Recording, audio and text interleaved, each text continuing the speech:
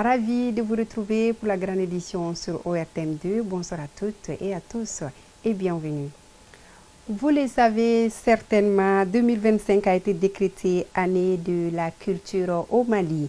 Pour donner un contenu à ce décret présidentiel, des initiatives se développent à tous les niveaux, à commencer par la direction de l'hôtellerie et du tourisme. Découverte du plan d'action élaboré par la structure, dans ce reportage signé Mariam Koulibaly. 2025, année de la culture décrétée par le président de la transition. Une initiative qui pourrait donner un élan au secteur de la culture qui est un facteur de développement. D'autant plus que le Mali est d'une richesse culturelle immense qui a forgé son identité et renforcé un sentiment d'appartenance à la nation malienne. À la direction nationale de l'hôtellerie et du tourisme, les activités phares envisagées pour cette année. Monsieur le ministre nous a dit, il nous a instruit de le dire aussi. Et quand on dit culture, il s'agit de faire grand C. Grand C, tout le monde se trouve là-dedans. Artisanat, tourisme et culture.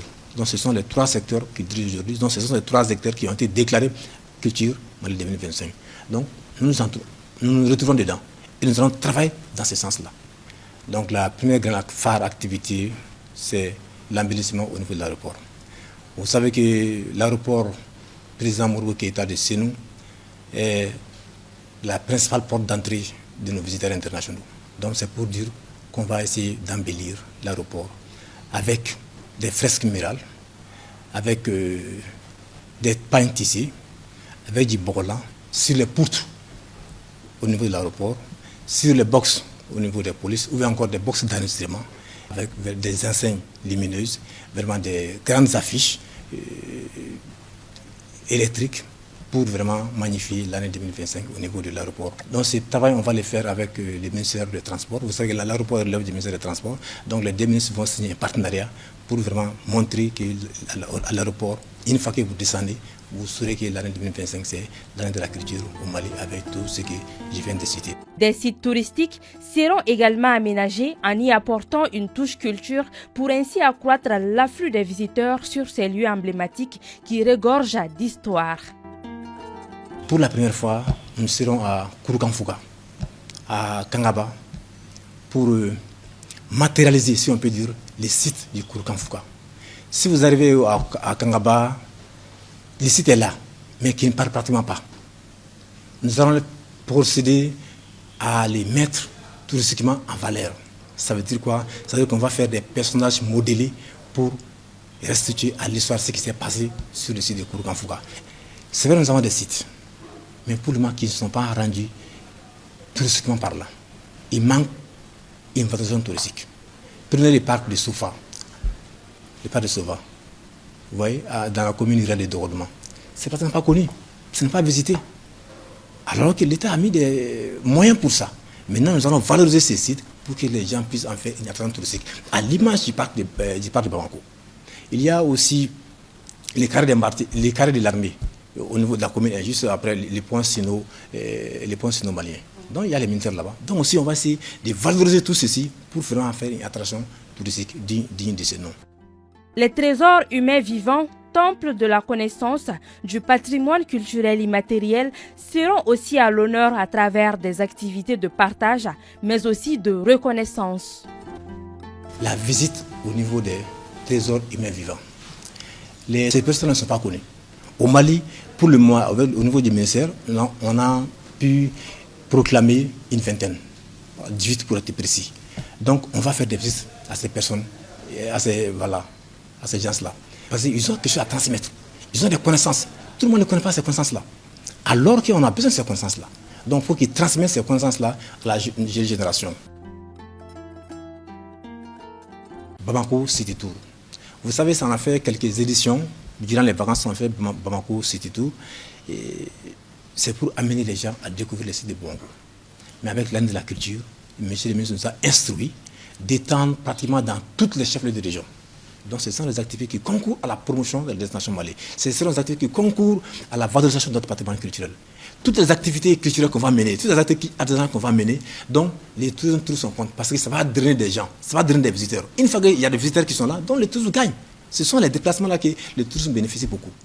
Donc, toutes les activités qui seront menées cette année, donc vraiment, je peux dire que c'est pour le tourisme, on peut le dire comme ça. Je peux dire que c'est pour le tourisme.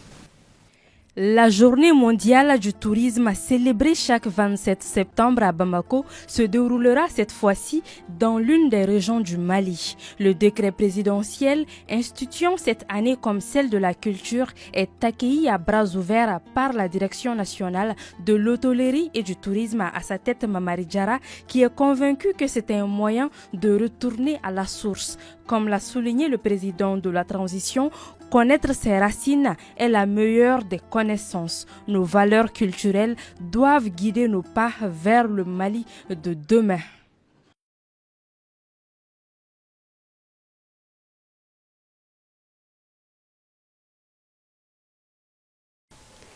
Moyen privilégié de communication, le téléphone est un appareil utilisé par une frange importante de la population. Si certains en font une utilisation judicieuse, d'autres, en revanche, en profitent pour des besoins sordides avec les conséquences qui en découlent. Cette catégorie d'utilisateurs est majoritairement composée de jeunes. C'est ce qui nous dit Aïssata Dite Koumakani dans ce reportage. Il est 12h30 dans la famille Sidibé ici à Magnambougou et le petit Doudou est de retour à la maison. À peine rentré, Abdoulaye fonce sur le téléphone de sa maman malgré le fait qu'il a sa tablette. Et déjà, la première chose à faire sur le téléphone, c'est regarder sur les réseaux sociaux. Oui, je prends le téléphone de maman. Je regarde le TikTok. Oui, je joue. Tu joues à quoi? Au football. Jamais.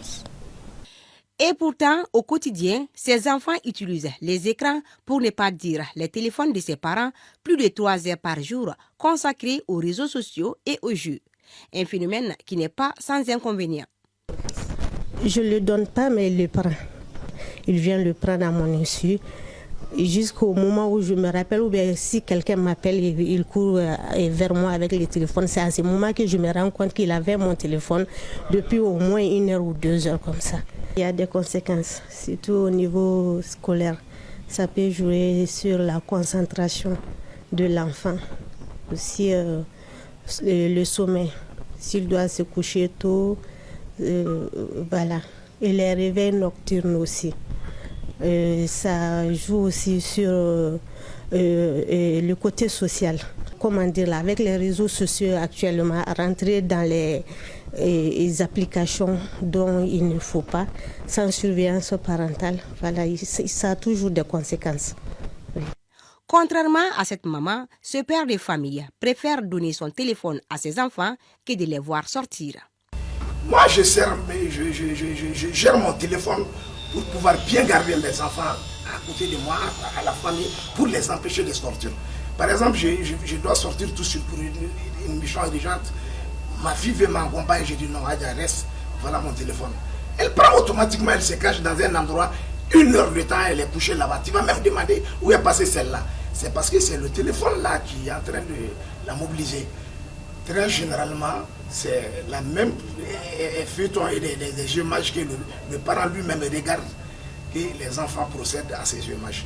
Parce que le téléphone même, très souvent, il fait la différence entre la mère d'un adulte et l'enfant. Donc, très généralement, quand vous remettez votre téléphone à des enfants de très bas âge, vous allez trouver qu'ils aiment de plonger sur les dessins animés, etc., etc. Donc, chaque fois que l'enfant procède le téléphone, automatiquement, c'est les mêmes images qui se suivent automatiquement avec l'enfant. Il faut que les gens comprennent que l'éducation d'un enfant ne dépend pas du téléphone. C'est les parents nous-mêmes. Si nous-mêmes, les parents, nous avons de très bonnes images à regarder à l'intérieur de nos téléphones, même si vous donnez le téléphone à votre enfant, cela n'a pas d'impact. L'enfant ne va pas avoir des images surprenantes là-dedans. Mais si vous-même vous regardez des images interdites, les images vraiment qui ne sont pas dans les normes, si vous passez le téléphone à votre enfant, l'enfant va avoir les mêmes images.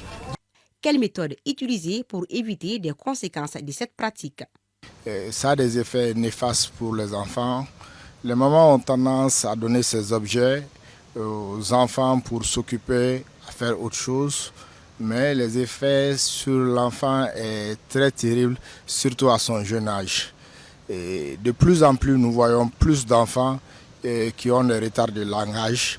Et les psychologues, les orthophonistes nous font remarquer que c'est dû certainement à l'apparition soudaine de la vie de couples isolés, loin de la grande famille, mais aussi et surtout de la présence des écrans comme les téléphones. En somme, une dépendance excessive au smartphone, quel que soit l'âge de l'enfant, peut nuire à leur capacité cognitive, à leurs compétences sociales ou émotionnelles et à leur sommeil. Les têtes et les pattes vous disent-elles quelque chose? Si vous ne le savez pas, il s'agit bien de la soupe préparée à base de ces parties constitue l'aliment préféré de certaines personnes. À cause de sa forte sollicitation, certains particuliers en font une source de revenus. Hawa Silibi. La soupe est l'un des mets les plus consommés chez nous, notamment celle préparée avec certaines pièces de bétail comme les pattes et les têtes de bœuf, de mouton ou encore de chèvre, ainsi que leurs boyaux. Il est 11 h ici et presque tout le stock de ces pièces est déjà écoulé. L'approvisionnement des marchés en pâtes et têtes de ruminants dépend du nombre de bétail abattus. Ici, à Dibidani, je peux dire qu'environ 70 têtes de vaches y entrent. Les femmes viennent les acheter tout le matin pour les revendre. Il y a aussi ceux à qui les médecins interdisent de manger la viande rouge. Ce sont nos plus gros clients.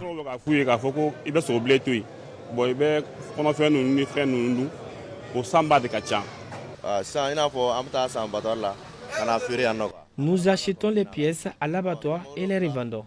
Les têtes de chèvre coûtent environ 3 000 et 5 000 francs CFA. Les têtes de mouton varient de 3 000 à 7 000 francs CFA. Nous vendons également des pâtes de bœuf et de queue. Les intestins là, quand on prépare ça avec langue là, on ne met pas sel beaucoup dedans.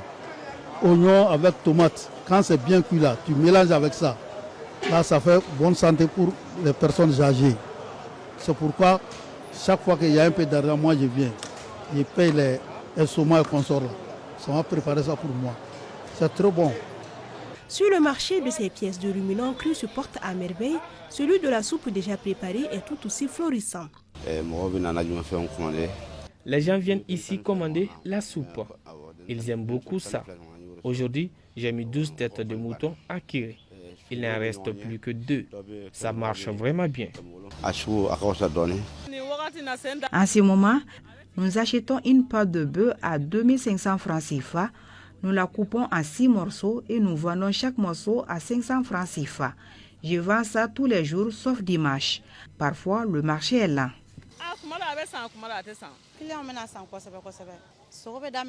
Nous vendons des pièces de mouton et des pattes de bœuf. Les prix commencent à partir de 100 francs. La bouche est vendue à 1000 francs CFA. Mon fournisseur me ravitaille vers le crépuscule. Je commence à préparer ma soupe à 23 h. Les autres pièces, comme les tripes, je les prépare le matin. Comme ça, le soir, tout est déjà prêt.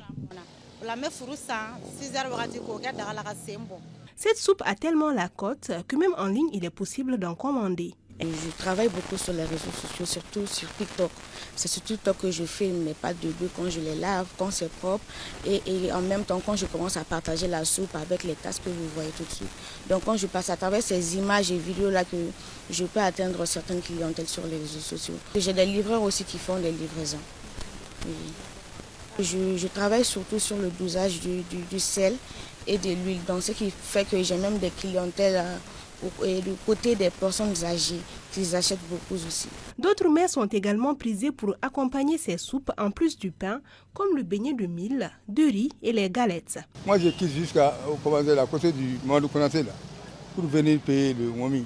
Elle prépare bien et puis elle est moins chère aussi. Je viens pour acheter un momi et la soupe. Oui, je trouve que c'est bon. Ça passe quoi. C'est léger. Ça commence à devenir un peu cher, mais c'est acceptable. La soupe est surtout consommée au petit déjeuner. C'est un excellent moyen de bien commencer la journée en étant bien rassasié. Sport pour terminer cette édition, le Grand Prix ORTM du Tour cycliste s'est achevé en apothéose. Il a regroupé 136 cyclistes de l'espace AES, dont des filles dans l'équipe du Burkina Faso. Elles ont tenu leur rang jusqu'au bout. L'une d'elles se nomme Lamousso Zougrana. Elle se dit fière de participer à l'événement. On l'écoute au micro de Siragato Sissi. Je suis quittée du Burkina pour venir pédaler avec les autres. Et on sait qu'il n'y a pas de filles maliennes qui pédalent, mais au moins nous sommes venus ici. C'est comme faire une publicité. Comme ça, il y aura des filles qui vont aimer le vélo aussi. Donc nous sommes contents d'être parmi les Maliens pour compétir avec les autres. C'est pas facile, mais on a pu faire la moitié du kilométrage. Donc, cette édition, merci à vous de l'avoir suivi et passé un excellent moment en compagnie de nos programmes.